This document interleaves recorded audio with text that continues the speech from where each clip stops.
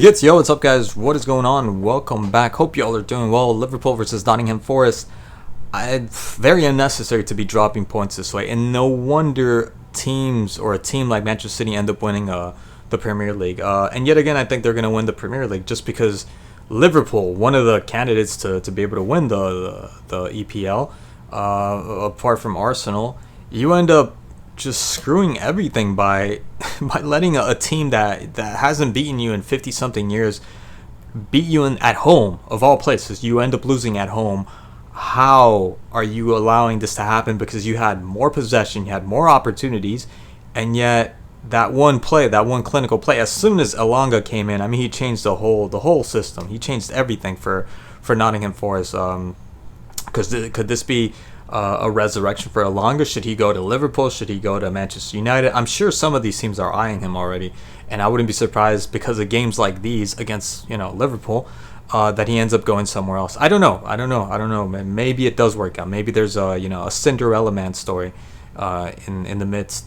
But damn, dude, you had everything. Luis Diaz with the really good, and that was a bad pass by Gravenberch.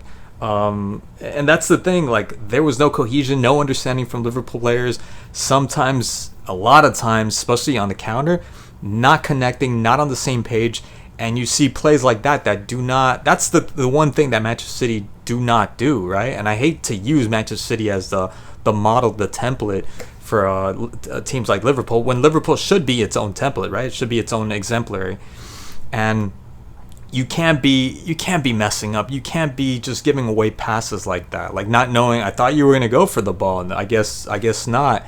And if it wasn't for his grit and his fighting spirit that Luis Diaz has, and he's done that more than once, he was able to get the ball from, I think it was Yates, if I'm not mistaken. And I think Soboslai was open, but everything going so fast, I thought that was a really good choice, and ends up hitting the post. And I mean, that could have been a goal right there, but there was so many opportunities that they did have. They did have I wouldn't say a whole bunch of opportunities, because that was the problem for me seeing Liverpool. Like, anytime they were countering, anytime they were in, there was a turnover and they're transitioning, and they finally got to the final third of Nottingham Forest, and those lateral passes, they just couldn't measure. They couldn't, in sync with the player going at the same time, and the ball, meeting up at the place, at the juncture where the player and ball were gonna, they just could not. Every single time the ball was going too back, the ball was too fast, or surprising the player and not knowing what to do with it. It just seemed a team that was so uncoordinated and unorganized, and have not worked out these plays. It just doesn't seem like, it seems like they need to work on that a lot, the transitioning, especially at the final third in the box. No idea. And so many giveaways, so many chances to be able to make something, to be able to at least, and there was no opportunity to be able to get to at least hit the target. That's the thing. The play would just die in the final third. There was so many times. That's why I was surprised. I was like, the goal's going to come. It's just a matter of time. The goal's going to come. And it never came. And in fact, what was it, 25th minute, that the first opportunity with Diogo Jota came. And after that, I think there was maybe two places, one of the ones that I was mentioning with Luis Diaz, and that was it. There was nothing else. What's his name? McAllister with a header of Trent Alexander-Arnold center, and the header, and that was pretty much it. And then Salah, that's what I keep saying from last season. Salah just doesn't look the same, because he's getting older, I get that, but there are a lot of plays that he's just running with the ball, and he still thinks, his mind's telling him one thing, but his body's telling him, yo, I can't do that anymore. We can't do that. We're not going to do that. And he ends up being dispossessed, and it's not a big deal. Nobody says anything. Nobody's up in arms with, they should be you just lost an opportunity. You just lost a simple play. Instead of just playing it back, knowing that you're not going to beat him in a foot race, just look for the pass. Salah, just look for the pass. I'm not trying to knock this guy. I think he's a legend. He's great. Everything, right? Jubilation for Salah. But you guys got to get yourself another striker to accompany Salah. I'm not saying get rid of Salah, although I wouldn't I wouldn't object to that if Salah had to leave. Despite everything that he's done for the club, I think this is competitive. I mean, that's just the way I remember it being.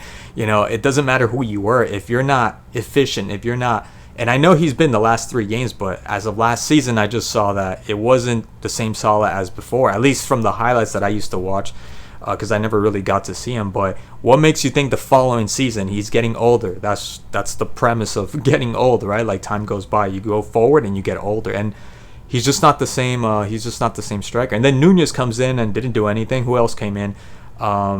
Curtis Jones came in, sort of, more or less, not really. And I don't think they should have taken out McAllister. Maybe Solbersley should have came out. He seemed like the one that needed to come out. Again, I don't think nobody had a horrible game, like a bad game. No, I don't think any of the Liverpool players, but it was a mediocre performance by a lot of them. Maybe Alisson with the saves that he made. Van Dijk looked pretty good. Yeah, I thought Van Dijk looked pretty good. Konate also. Yeah, but damn, man. And Luis Diaz, besides the post that he hit, the shot, that was it. He was kind of just quiet for a good remainder of the match. Again, not a horrible game because he did had that one opportunity, and then just keeping I forgot what the guy's name is, the right that he looks just like Alphonso Davies. It's just so difficult to see them counter, and the lateral passes that would just end up just screwing everything up. The whole formation, everything, the recovery, the turnover, and then the passing, and McAllister just supplying these beautiful balls, or Trent Alexander-Arnold crossing these balls, and Salah combining sometimes with Luis Diaz or with Soboslai, and then those lateral passes that would just die and kill the whole play, and nothing would happen, right? They barely had usually being at home, they would have a lot more opportunities to be able to score, and had they just worked out that whole thing with the lateral passes, I think they would have won this. They would have scored before. So when you see Nottingham Forest score, it's no surprise. I didn't think in that one play that they were going to score. The only thing I saw from that one play was beautiful, unexpected pass from Elanga all the way to Hudson-Odoi, if I'm not mistaken. He could have passed it in the middle where Jack Grealish's lookalike was. I think he was the one that was there. I don't know. That guy looks just like Jack Grealish, and ends up just bypassing it and getting through 3-4 players. I think he got through one player, pushing the ball forward, and then ends up passing it behind those 3 players, and did not expect that. And then the shot by Hudson-Odoi. Did not expect that from from Alisson. Alisson, I think, was just ushering the ball out. He thought it was going to go out, and maybe he thought it was going to go to the first post. And well deserved, man. Well deserved. That was a great shot. Beautiful play. Like I said, Elanga changed the whole dynamic for Nottingham Forest when he came in. Just a radical player. So they ended up winning this game, strangely, but well-deservedly. That's all I got for that. I don't know. Look, man, it's just, maybe now is when the season starts, right? When you start dropping these points, and then you got to make up for it. I don't know. It's going to be difficult. It's going to be really difficult with City. City on the top, and City just playing, and Gundogan's back. God damn, man. That's just going to ruin everything.